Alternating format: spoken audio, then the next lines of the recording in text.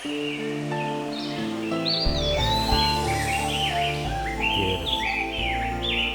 ജൈവ വൈവിധ്യത്തിൽ അധിഷ്ഠിതമായ പ്രകൃതി സമ്പത്തിനാൽ അനുഗ്രഹീതമായ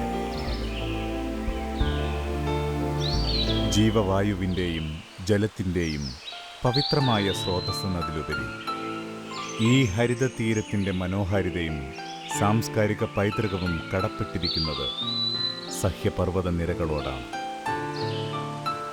സഹ്യാദ്രിയുടെ ഭൂരിഭാഗവും സംരക്ഷിത വനപ്രദേശങ്ങളാണ്. ഈ അമൂല്യ സമ്പത്തിൻ്റെ കാവൽക്കാരെ നമുക്ക് സുപരിചിതമാണ്. എന്നാൽ അവരുടെ സേവന സന്നദ്ധതയുടെയും ആത്മാർത്ഥതയുടെയും ആഴം മനസ്സിലാക്കാൻ നമുക്ക് പലപ്പോഴും കഴിഞ്ഞിട്ടില്ലെന്നത് ഒരു വസ്തുതയാണ്. ഓരോ വനപാലകന്റെ ഉള്ളിലും ഉറങ്ങുന്ന ഒരു വന്യശക്തിയുണ്ട്. താൻ വിശ്വസിക്കുന്നു, സംരക്ഷിച്ചു പോരുന്ന വനത്തിനും വന്യജീവനും ഗുരുതരമായ ഭീഷണി നേരിടുന്ന ഏതെങ്കിലും ഒരു സാഹചര്യത്തിൽ ഒരു നിമിഷം മതി ആ വന്യശക്തിക്ക് ഉണരാനും സ്വജീവൻ പോലും വില കൽപ്പിക്കാതെ ഏത് പ്രതിസന്ധി ഘട്ടങ്ങളെയും തരണം ചെയ്തു.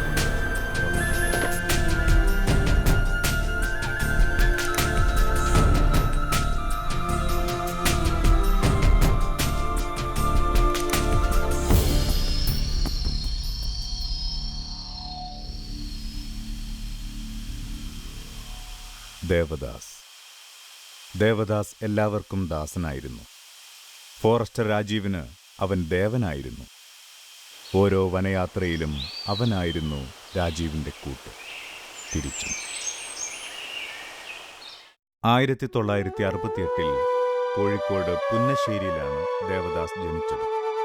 കർഷകനായിരുന്ന അച്ഛനോടൊപ്പം അവനും പറമ്പിൽ പണിയെടുത്തിരുന്നു.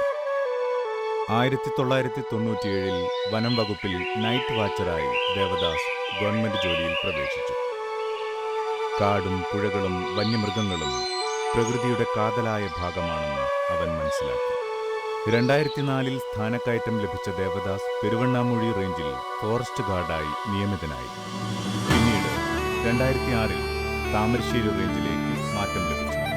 ആയോധന കലകൾ അവനിഷ്ടമായിരുന്നു. വോളിബോൾ അവന്റെ ഹരമായിരുന്നു.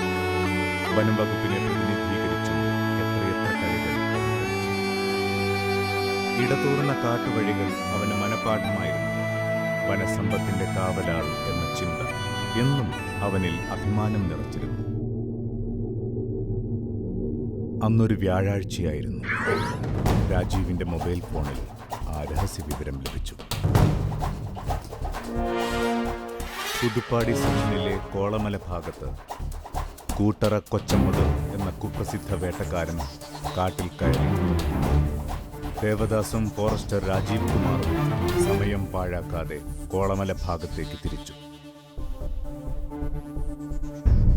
നേരം ഇരുണ്ടു തുടങ്ങി. ഒടുവിൽ ദൂരെ നിന്നും ആരോ വരുന്ന ചവിട്ടടി ശബ്ദം കേട്ടു. അവർ തയ്യാറെടുത്തു. അവർക്കുറപ്പായിരുന്നു അത് കൊച്ചമ്മദ് തന്നെ. ദേവദാസിന്റെ ധൈര്യം രാജീവിനെയും ഉണർത്തി. കാടിനുള്ളിലെ അതിക്രമം കണ്ടു നിൽക്കാൻ യഥാർത്ഥ കാവലാൾമാരായ അവർക്കാകുമായിരുന്നില്ല.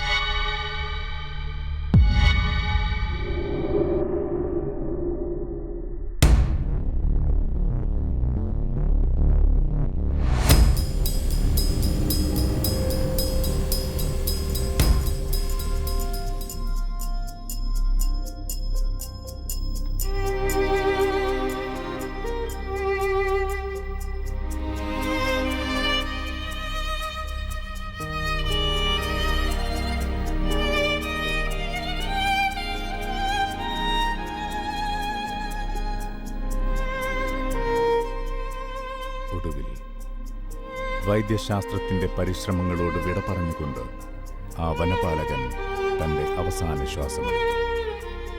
ആ ഈസ്റ്റർ ദിനം ഉണരും വരെ എല്ലാവരുടെയും സന്തോഷവും ഊർജവും വിശ്വാസവുമായിരുന്നു ദേവദാസ്.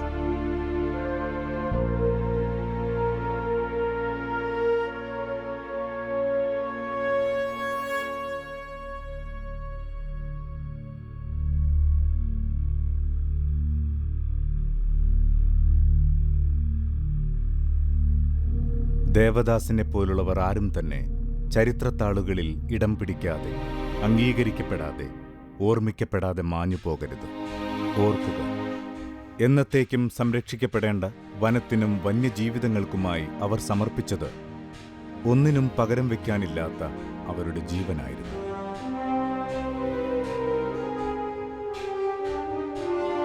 വനസംരക്ഷണത്തിൻ്റെ ഇടയിൽ ധീരമായി പൊരുതി മരിച്ചിട്ടുള്ള വനം വകുപ്പിലെ ഉദ്യോഗസ്ഥരുണ്ട്. അവരുടെ ധീരതയും അവരുടെ അർപ്പണബോധത്തോടു കൂടിയിട്ടുള്ള പ്രകൃതി സ്നേഹവും നമുക്ക് എന്നും പ്രചോദനം നൽകും എന്നതിൽ സംശയമില്ല. അവരെ സ്മരിക്കുന്നതോടൊപ്പം അവരുടെ കുടുംബത്തോടൊപ്പം നമ്മൾ ഉണ്ടാകും എന്ന് ഉറപ്പ് നൽകാനും നമുക്ക് സാധിക്കണം.